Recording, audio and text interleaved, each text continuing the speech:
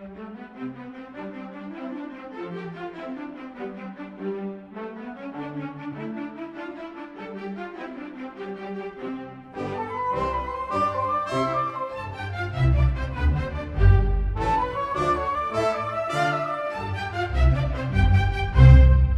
était une fois un prince, le prince Abdelali, qui habitait avec une princesse, sa sœur, la princesse Juliana, dans un grand château au beau milieu d'un grand royaume qui appartenait jadis à leur père. Ils y étaient en sécurité car ils avaient pour amis une fée et un dragon qui les protégeaient, ainsi que 2 chevaliers qui vivaient avec eux. Sans cela, le château aurait été attaqué depuis longtemps par un pirate nommé Nasri qui rêvait de prendre le pouvoir. Ce pirate était ami avec un sorcier méchant, le sorcier Adrianis, qui avait un fils, Abbas, mais ce dernier n'était pas comme son père. Il était gentil, il ne voulait pas être sorcier. C'était son père qui l'obligeait à s'habiller en noir. Mais Abbas préférait de loin les habits en couleur.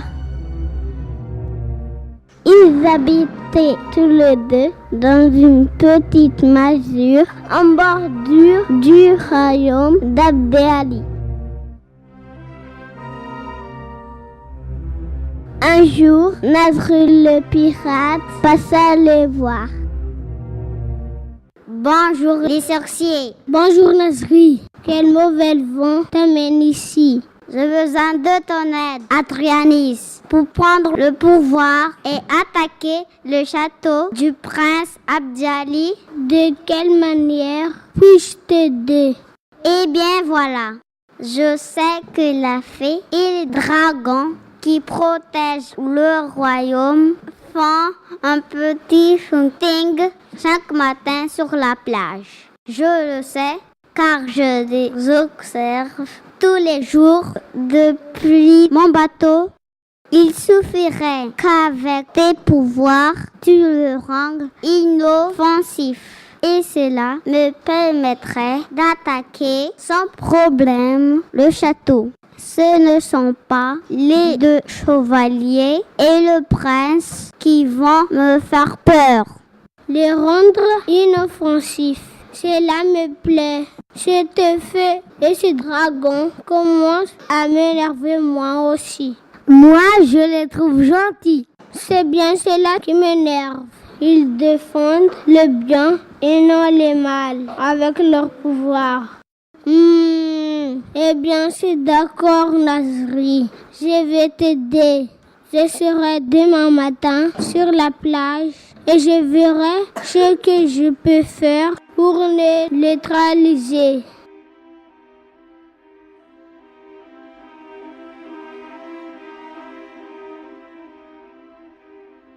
Le lendemain matin, le méchant sorcier était déjà sur la plage quand la fée et le dragon arrivèrent.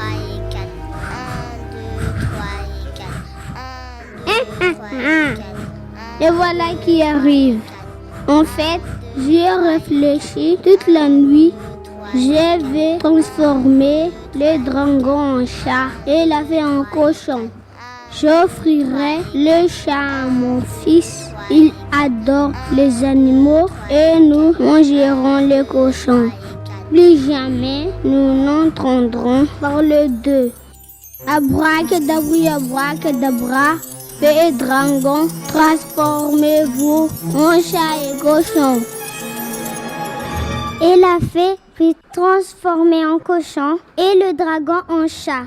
Nasri, amène le cochon chez moi et enferme-le. Nous les mangerons pour fêter ta victoire. Quant au chat, viens ici Mimi, viens ici. Je vais te montrer ton nouvel ami. Il s'appelle Abbas. Mais le dragon, transformé en chat, ne se laissa pas faire et griffa le sorcier avant de s'enfuir en direction du château. Aïe!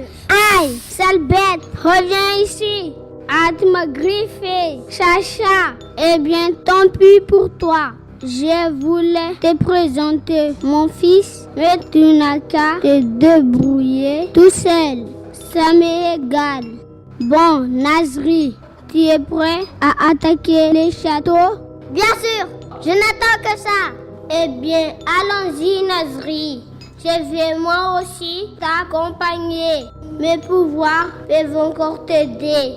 Et les deux affreux se dirigèrent eux aussi en direction du château. Heureusement pour le prince et la princesse, Lulu, le dragon, transformé en chat, avait de l'avance et il courut du plus vite qu'il put afin de les prévenir du danger qui les attendait. Prince et princesse, je suis Lulu, votre dragon, mais un sorcier m'a transformé en chat. Il a aussi transformé la fée Mélodie en cochon et il compte la manger avec Nasri le pirate, votre ennemi de toujours. Une fois qu'ils auront envahi le château et pris le pouvoir, ils arrivent très bientôt et vont vous attaquer. Que vas-tu faire, Abdelali? La fée Mélodie et le dragon ne peuvent plus nous protéger. Il nous reste encore nos deux chevaliers et mon courage pour te protéger, Serette, espérant que cela sera suffisant. Chevaliers, avancez et préparez-vous à combattre sans aide magique contre des forces qui peuvent nous surpasser. Où sont passées la fée Mélodie et le dragon Lulu? Je suis le dragon Lulu. Du moins, je l'étais, mais j'ai été transformée en chat. Et la fée Mélodie a été transformée en cochon. Ça va être très dur de gagner. Mais nous sommes prêts, Prince Abdelali. Attendons-nous à l'attaque. Pendant ce temps, dans la maison des sorciers, Abbas, le gentil, était seul avec la fée transformée en cochon. Il avait honte. J'ai honte, bonne fée. Mon père est un méchant imbécile, mais c'est mon père et je ne peux pas vous aider. Sa vengeance envers moi serait terrible si je vous aidais. Sauf si ton père devenait subitement gentil. Tu vois, j'ai le pouvoir de rendre les gens gentils. Sinon, comment crois-tu que Lulu est devenu mon plus cher ami? Avant, c'était le dragon le plus féroce du royaume. Mais je l'ai, grâce à mes pouvoirs magiques, rendu gentil. Je peux faire pareil avec ton père, le méchant sorcier. Mais il faut que tu me rendes ma forme de fée et que tu me libères. Tu as bien les pouvoirs nécessaires pour le faire. Je pense que oui, bonne fée. Je vais essayer. Abracadabra, abracadabri, petit cochon qui sourit, redevient la fée Mélodie. Et le cochon redevint la fée Mélodie. Ah, ça fait du bien. Je sens que mes pouvoirs reprennent. Transportons-nous au plus vite au château avant qu'il ne soit trop tard et que celui-ci ne soit déjà aux mains des méchants. Avec leur pouvoir, la fée Mélodie et le gentil sorcier Abbas se rendirent plus vite que l'éclair au château. Il était temps car Nazri et Adrianis étaient déjà dans le donjon avec le prince, la princesse, les chevaliers et Lulu le dragon transformé en chat.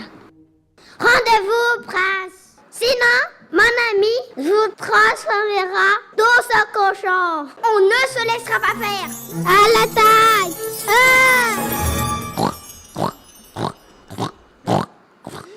Je vous avais prévenu. Qui veut le suivre? Qui veut être transformé en cochon comme lui? On arrive trop tard. Pas encore. Tu vas voir. Abracadabra, abracadabri, Adrianis et Nazri devenaient tous les deux gentils. Alors, je me sens tout bizarre, comme une envie de faire des bisous à tout le monde. Moi aussi, c'est étrange. Mais tu es là, Abbas, mon très cher fils. Viens ici que je t'embrasse. Tu as ramené ton ami l'a fait. C'est très bien. C'est une brave fée et séduisante. Votre magie semble avoir fonctionné, fait Mélodie. Je te l'avais bien dit. Cher prince, associons nos deux royaumes, ma mère et vos terres, et devenons amis pour la vie. Avec plaisir, cher Nasri. J'ai toujours rêvé de naviguer à travers les océans. Maintenant, il ne nous reste qu'à redonner à ces animaux leurs formes initiales. Et tout sera comme avant. Bien mieux qu'avant. Regardez, tout le monde est ami maintenant. Permettez que je m'en charge. Avec plaisir, cher ami. Et Adrianis retransforma de bon cœur le cochon et le chat en chevalier et dragon. Ils décidèrent de vivre tous ensemble dans le grand château, même si le prince aimait souvent partir en mer ou dormir dans le bateau du pirate Nasri.